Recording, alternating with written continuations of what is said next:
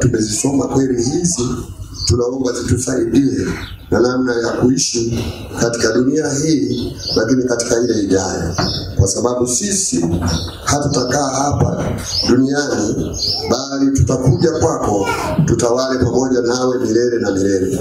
Asante kwa neno lako lenye neema, nijalie kusema na watu wako wapate kuelewa kwa usahihi, katika jina la Yesu, amen. Andika kichwa: mambo mema yanahitaji bidii. Mambo mema yote yanahitaji bidii. Bwana Yesu asifiwe. Naomba unisikilize sana. Tunahitaji bidii, ni juhudi na jitihada ambayo mtu anafanya ili kukipata kitu anachokitarajia kukipata. Neema ya Mungu ni uwezesho pekee wa Mungu ambao sio jitihada zetu. Tunaposema neema ya Mungu ni bure pasipo kulipa gharama. Ila mwingine amekulipia gharama, lakini wewe unachukua bure. Bwana Yesu asifiwe. Tunaposema mambo mema, ukitaka yatokee unahitaji bidii. Biblia ina maelezo mengi kuhusu bidii. Inazungumza juu ya kusikiliza maneno ya Mungu kwa bidii na kuyafanya. Ina vitabu vingi na sitavisema vyote.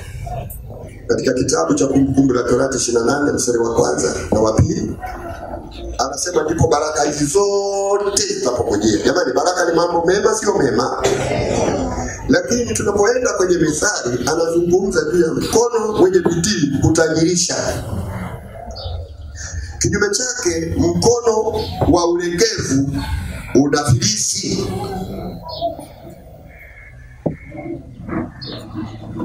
Lakini tunapozungumza bidii, tunazungumza juu ya kuongeza jitihada, yani nguvu, unaongeza uwezo wa kufanya zaidi ya kawaida yako.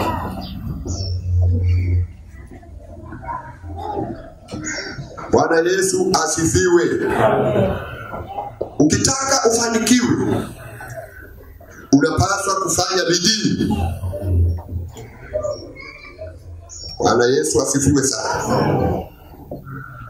Nakumbuka kisa kimoja cha Elia ambaye alikuwa amekaa katika nchi ile, na kuna utawala wa Ahabu ambao sasa ulikuwa umeleta changamoto kwa taifa lile, na alikuwa anaongoza Ahabu akiwa na mke wake Yezebeli ambaye alijiuza kufanya mabaya na akaleta laana katika nchi ile. Lakini Elia mtumishi wa Mungu ambaye alikuwa anamfahamu Mungu vizuri, akaona Ahabu anawaongoza watu kuabudu sanamu, ameleta laana katika taifa. Elia mtumishi wa Mungu ambaye alikuwa ana macho ya Mungu, ana maono ya Mungu, anaona kama Mungu anavyoona, akaamua kuomba mvua isinyeshe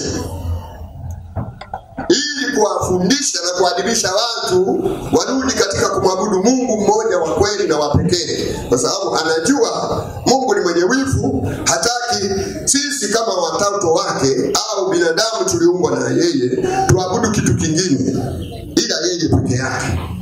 Bwana Yesu asifiwe. Hata tukayaona kwenye kitabu cha Kutoka sura ya 20. Basi alipokaribishwa Elia, yule mtumishi wa Mungu, akaomba mvua isinyeshe ili watu wajifunze. Kulikuwa na miungu mingi, lakini halikuweza kuwa na majibu ya kutosheleza kama ambavyo alikuwepo Mungu mtakatifu juu yao, ambaye ndiye alikuwa suluhisho la matatizo yao yote. Kwa hiyo akaomba mvua isinyeshe. Akasema, sasa kwa neno langu nataka mvua isinyeshe ili watu hawa wajifunze, wajue ya kuwa mimi ndiye Mungu. Mungu pekee ndiye anapaswa kuabudiwa, sio waabudu vitu vingine kinyume chako Mungu. Na Mungu akasikia, kwa sababu ilikuwa ni mawazo mazuri ya kimungu ndani ya Elia. Bwana Yesu asifiwe. Alipoomba, Biblia inasema katika Yakobo sura ile ya 5 mstari wa 16 na wa 17, alipoomba mvua ikasimama, haikunyesha miaka 3.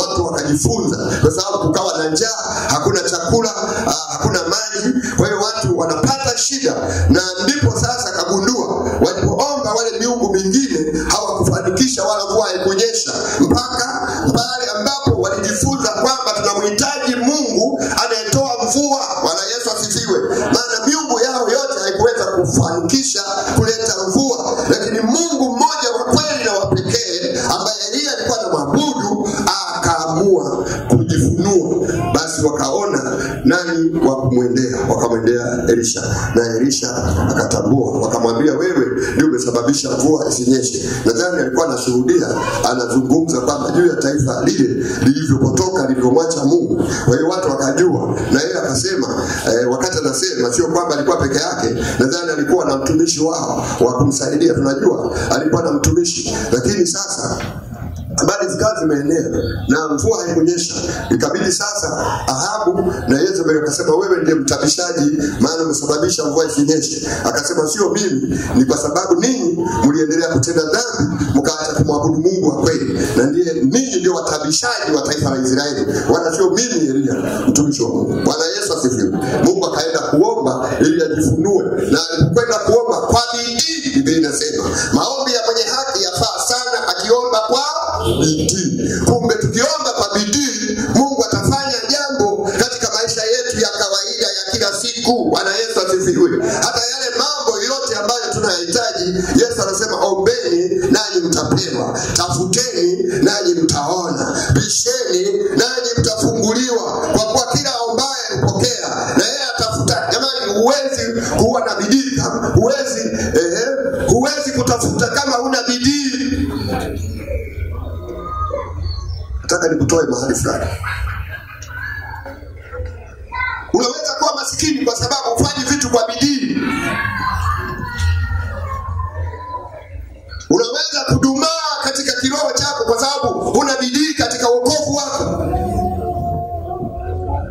Unaweza kukosana na watu kwa sababu huna bidii katika kutafuta kuwa na amani. Na hapa ndipo nilitaka nizungumze. Sikutaka nichukue muda mrefu kwa sababu ya ibada ya leo ni ndefu sana, lakini nataka nikatishe tu kwa kifupi.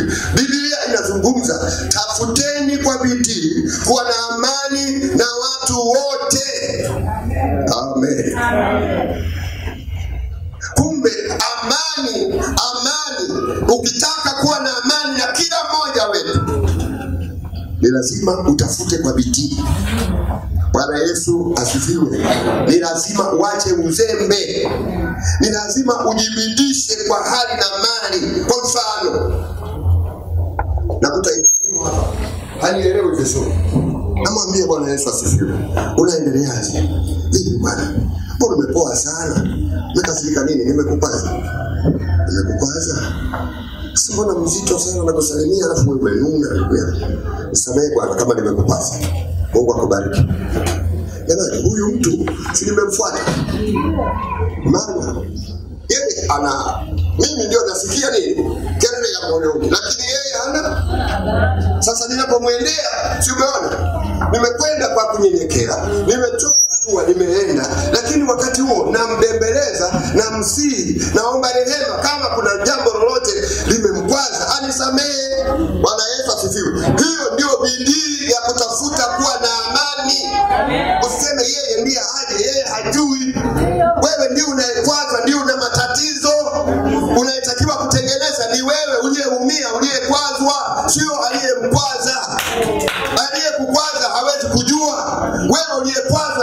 nenda kaombe msamaha, mwambie Bwana naomba unisamehe maana wewe ndio nimekukwaza, hata kama uliona nimekukwaza yeye. Sasa yeye haendi. Ndio maana ya kutafuta kwa bidii kuwa na amani na watu. Nasema tena, kutafuta kwa bidii sio swala la mzaha. Nimezungumza habari za mali na pesa.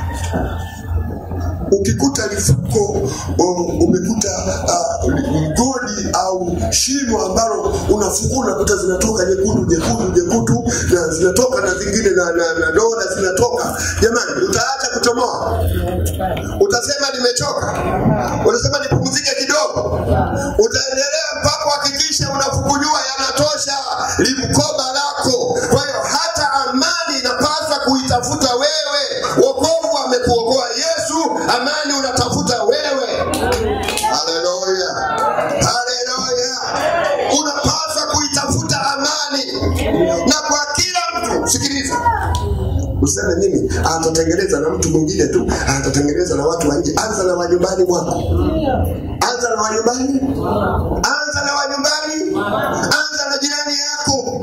Usitengeneze urafiki na amani kwa watu wengine. Ndani kuna vita, kuna machafuko, umeharibika. Ndani ya moyo wako tengeneza. Kama kuna kelele za moyoni, kemea, lakini mwambie Yesu nisaidie. Haleluya. Bwana Yesu asifiwe. Bwana Yesu asifiwe. Watu hapa ndipo waongo. Wanatengeneza urafiki na watu wa nje na watu wa mbali, lakini ndani ya nyumbani mwake, kanisani kwake, kwa marafiki zake, kwa ndugu zake wa karibu, hana urafiki nao. Nakwambia Biblia inasema tafuteni kwa bidii kuwa na amani na watu wote, hata wale wanaokuchukia wewe. Wapende na wafurahie na waombee na wasaidie na wawezeshe ikiwezekana. Huo ndio utakatifu. Lakini utakatifu ni kujitenga na dhambi. Huwezi kuwa mtakatifu kama huna bidii. Bwana Yesu asifiwe.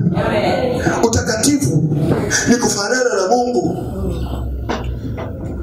Halo? Kwa lugha fupi, ni kuwa kama Mungu alivyo. Utakuwa mfupi lakini unafanana na Mungu. Utakuwa mrefu lakini unafanana na Mungu. Utakuwa na maumivu lakini unafanana na Mungu. Kuna maumivu ya vidonda na magonjwa ya kawaida, lakini ndani ya roho yako Mungu anatembea. Uwepo wa Mungu unakufunika. Nguvu za Mungu zinakufunika. Furaha ya Mungu inakufunika. Una amani na kila mtu, maana wewe ni mtakatifu. Biblia inasema makwazo hayana budi kuja. Na pia inasema ole wake anaeleta nini? Sasa kuna mtu anakwaza lakini haelewi kama anakwaza. Sasa wewe uliyekwazika, wewe ndio tengeneza. Nenda kaombe msamaha. Ndio kanuni ya Biblia. Bwana Yesu asifiwe. Anasema usiposamehe wengine, hata Mungu hatakusamehe. Na kwa sababu Mungu hawezi kukusamehe, kwa sababu unapingana na neno la Mungu, hutaki kuwa mnyenyekevu. Yuko anasoma na angalia Yesu anapozungumza, anasema tusipopokea ufalme wa Mungu kama watoto wadogo, kamwe hatutaweza kuingia katika ufalme wa Mungu. Watoto wadogo umewahi kuwaona? Hawa